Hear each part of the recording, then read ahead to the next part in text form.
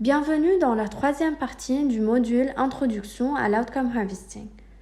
Dans cette troisième partie, nous entrerons dans les détails des étapes restantes de l'Outcome Harvesting. Effectuer la corroboration, analyser et interpréter, utiliser les résultats et en tirer des signes. Les descriptions des résultats sélectionnés doivent être validées ou corroborées par des personnes identifiées afin de vérifier l'exactitude et la crédibilité des résultats et des conclusions finaux. Dans la consultation conjointe, environ 20% des résultats peuvent être sélectionnés pour être corroborés. Les objectifs de la justification sont multiples. Il encourage l'apprentissage stratégique au sein de l'équipe du programme ou du projet. Il renforce la crédibilité ou l'appréciation des résultats pour le public externe. Il permet de recueillir les différents points de vue des différentes parties prenantes. Il permet de comprendre l'influence du contexte sur les processus du changement. Qui peut être un corroborateur? Le corroborateur idéal est un informateur clé qui connaît un ou plusieurs résultats et la contribution de l'agent de changement, mais qui est en même temps indépendant du programme et des organisations impliquées dans sa mise en œuvre. Il s'agit donc d'une tierce partie. Vous devez identifier au moins 3 personnes susceptibles de fournir un retour d'information pour chaque description de résultats. Chacun d'entre eux fournira des perspectives différentes sur la description des effets. Nous voulons connaître leur jugement, technique et un retour d'information clair sur les points suivants. La description des résultats, la contribution du programme, sa signification. Voici quelques exemples de corroborateurs.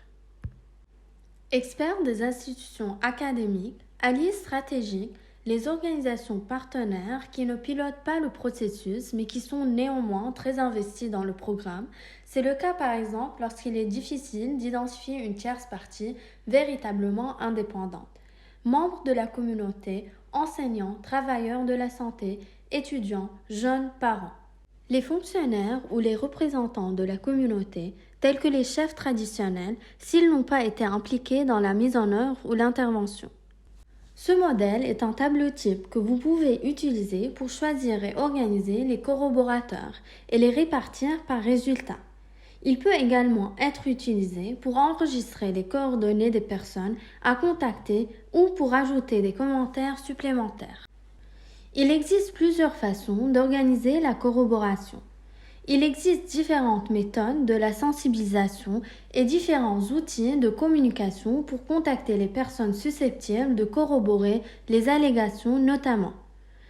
Courriel, appel téléphonique ou par Internet, appel vidéo ou conférence téléphonique virtuelle, rencontres individuelles en face à face, entretien, séance d'information.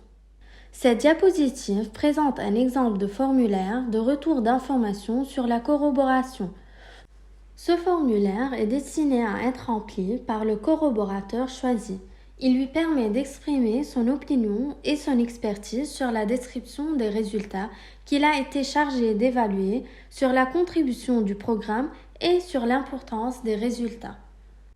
Dans ce format, la colonne A concerne le retour d'information sur la description des résultats. La colonne B comprend le retour d'information sur la contribution. Et la colonne C comprend le retour d'information sur l'importance. Dans chacune de ces colonnes, le corroborateur réfléchit d'abord au degré d'exactitude du résultat, puis développe ses commentaires. Ce retour d'information est précieux pour la conception globale de Harvest et nous permet d'apprendre et nous adapter. Toutefois, étant donné que vous avez affaire à plusieurs corroborateurs, il est évident, possible et naturel que des désaccords surviennent entre eux. Les désaccords reflètent en fait la complexité du programme et la diversité des points de vue. Un changement observé peut avoir un impact sur différents acteurs de différentes manières. Ce n'est pas grave. Il peut être judicieux de planifier les risques potentiels et la manière dont ils affectent la mise en œuvre du programme. Il existe plusieurs façons de gérer ces désaccords. Si la plupart des réponses des personnes chargées de la corroboration sont positives, mais que certaines ont fourni des commentaires supplémentaires utiles, vous pouvez réviser la description des informations sur les résultats. De cette façon, vous incorporez tous les commentaires fournis et vous pouvez développer la description. Dans le cas où les personnes chargées de la corroboration conviennent que le résultat est significatif mais ne sont pas tout à fait d'accord, vous pouvez abandonner le résultat du processus de corroboration. Vous le conservez dans la cartographie des incidences. Cependant, il est nécessaire de mentionner que la justification de cette description de résultat a été recherchée, mais qu'un accord complet n'a pas été trouvé et d'en expliquer les raisons. Demandez à l'auteur de la justification de vous expliquer pourquoi il n'est pas entièrement d'accord. Il peut arriver que vous deviez supprimer complètement la description des incidences de la carte des incidences. Cela peut être le cas. Par exemple, lorsque les personnes chargées de la corroboration ne sont pas d'accord sur une partie de la description des incidences. Si l'équipe est d'accord avec cette décision, cet ajustement peut être exclu du rapport public. Une autre solution consiste à demander plus d'informations à l'auteur de la justification. Si les différents points de vue ou les désaccords ne sont pas tout à fait clairs, vous pouvez prendre contact avec les auteurs pour clarifier la situation. Si cela ne fonctionne pas, vous pouvez procéder à une autre série de corroborations. Pour obtenir de nouveaux résultats exploitables, vous pouvez utiliser une méthode de sensibilisation différente ou faire appel à d'autres personnes chargées de la corroboration. Après avoir récolté les résultats, nous devons les analyser, les interpréter et leur donner un sens. Au cours de cette phase, les partenaires réfléchissent ensemble aux descriptions finalisées et justifiées des résultats. Ils se réunissent pour analyser et interpréter les données. Par la suite, les partenaires utilisent les résultats pour l'établissement de rapports et la programmation future. Les résultats peuvent être classés en fonction des principes directeurs clés ou des buts, des domaines de résultats et des objectifs des différentes parties prenantes.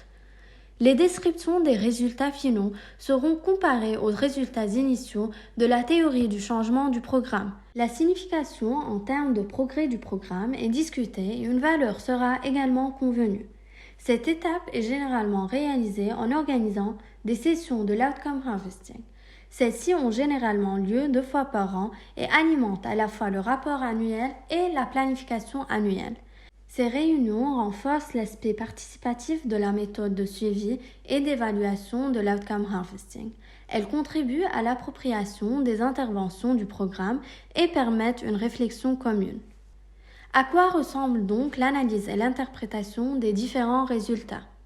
Pour chaque résultat, l'analyse et l'interprétation des résultats individuels sont particulièrement utiles lorsqu'une multitude de données est incluse dans la description du résultat. Pour tous les résultats d'un seul agent de changement, par exemple, qu'au niveau de plan international, l'analyse et l'interprétation se concentrent sur des groupes de résultats liés d'un seul agent de changement ou d'une cohorte d'agents. Dans telle situation, les questions analytiques suivantes peuvent être posées. Comment les résultats s'additionnent-ils? Les processus de changement sont-ils révélés? Un programme global ou une initiative de changement de système avec plusieurs agents de changement, par exemple plan avec Save the Children, World Vision, etc. L'analyse et l'interprétation se concentrent ici sur les modèles de résultats et les contributions des agents de changement. Les résultats de plusieurs agents de changement se combinent-ils de manière synergique pour créer des changements plus larges et plus profonds? Il existe plusieurs façons de visualiser les descriptions des résultats afin d'en faciliter l'interprétation. Par exemple, comme vous le voyez ici, les descriptions des résultats finaux peuvent être placées dans un tableau. Le tableau comprend les objectifs du programme, objectifs 1 et 2, et présente les descriptions des résultats dans des colonnes par année. Au cours de la première année du programme, seule la première colonne est remplie, mais au fur et à mesure de la mise en œuvre, les colonnes se rempliront rapidement. Cette deuxième technique de visualisation présente les descriptions des résultats sur une ligne de temps. La taille et la couleur des points indiquent l'importance et la contribution des descriptions des résultats. Les points bleu foncé représentent les étapes. Les visualisations du tableau et de la ligne du temps à bulles s'enrichissent au fil du temps et commencent à faire apparaître des schémas de changement. Nous verrons quels sont les objectifs pour lesquels les programmes progressent bien et ceux pour lesquels ils progressent moins. Lorsque vous interprétez les résultats, vous pouvez réfléchir aux questions suivantes. Quelle est la durabilité des changements apportés à l'institutionnalisation des résultats? Comment les résultats font-ils progresser l'impact? Comment la conception du programme ou du projet permet-elle d'atteindre les objectifs fixés? Quelles sont les interventions les plus bénéfiques? Quels sont les enseignements essentiels à adapter ou à diffuser? Quelles sont les leçons à tirer pour surmonter les défis critiques en matière de développement? Quels sont les résultats qui reflètent des échecs ou des revers? Pourquoi y a-t-il eu des revers ou des échecs? En fin de compte, les réflexions sur ces questions peuvent être utilisées pour la planification et l'apprentissage continu. Nous sommes alors parvenus à la 5e et dernière étape du processus Outcome Harvesting, tirer des enseignements des résultats et les appliquer. L'Outcome Harvesting peut produire des résultats très intéressants qui non seulement améliorent notre compréhension du programme et de sa nature complexe, mais qui éclairent également nos programmes à l'avenir. Ces conclusions peuvent éclairer la prise de décision et les mesures concrètes à prendre à l'avenir. L'équipe de l'Outcome Harvesting et toutes ses parties prenantes peuvent également avoir une discussion fructueuse sur la manière d'utiliser les résultats et les prochaines étapes. Le processus d'apprentissage se déroule également pendant la récolte et pas seulement après. L'apprentissage en temps réel des résultats aide les équipes à répondre aux différents besoins de communication avant, pendant et après la mise en œuvre du programme. Les parties prenantes externes et les bailleurs de fonds peuvent avoir une vue d'ensemble de la manière dont les intrants contribuent à la réalisation d'un objectif de développement. Les rapports sur les résultats peuvent mettre l'accent sur les enseignements tirés afin d'informer les praticiens travaillant dans des contextes similaires ou d'orienter les décisions relatives à la reproduction ou à l'extension des activités du programme. Nous avons maintenant franchi les 5 étapes du processus d'Outcome Harvesting. Ces diapositives présentent à nouveau une vue d'ensemble du processus. Nous commençons par collecter les signes de changement tout au long de l'année. Après, nous les examinons et commençons à élaborer des descriptions des résultats. Afin de vérifier l'exactitude et la crédibilité des résultats finaux et des conclusions, nous devons travailler avec les personnes chargées de les valider afin de fournir un retour d'information sur les descriptions des résultats, sur la contribution du programme et sur l'importance des résultats. Après le processus de justification, nous commençons l'analyse et l'interprétation des résultats. Nous avons abordé plusieurs questions auxquelles vous pouvez réfléchir dans le cadre de cet exercice. La dernière étape de l'Outcome Harvesting est tout aussi importante. Nous devons effectivement tirer des leçons de nos résultats et les utiliser. Nous pouvons mettre l'accent sur les enseignements tirés afin d'éclairer non seulement notre travail futur, mais aussi celui des autres. N'oubliez pas que la méthode d'Outcome Harvesting dont nous avons parlé dans ce module est une version adaptée, développée à des fins de suivi. Vous avez maintenant atteint la fin des 3 vidéos du module Introduction à l'Outcome Harvesting. Vous pouvez toujours revenir en arrière dans les vidéos pour réécouter ce qui vous ne semble pas clair. Tout comme les environnements dans lesquels l'Outcome Harvesting est utilisé, la méthode peut être très complexe. Si vous avez des commentaires à partager ou des questions sur l'Outcome Harvesting, n'hésitez pas à contacter l'équipe Knowledge, Learning and Innovation de Plan NLNO.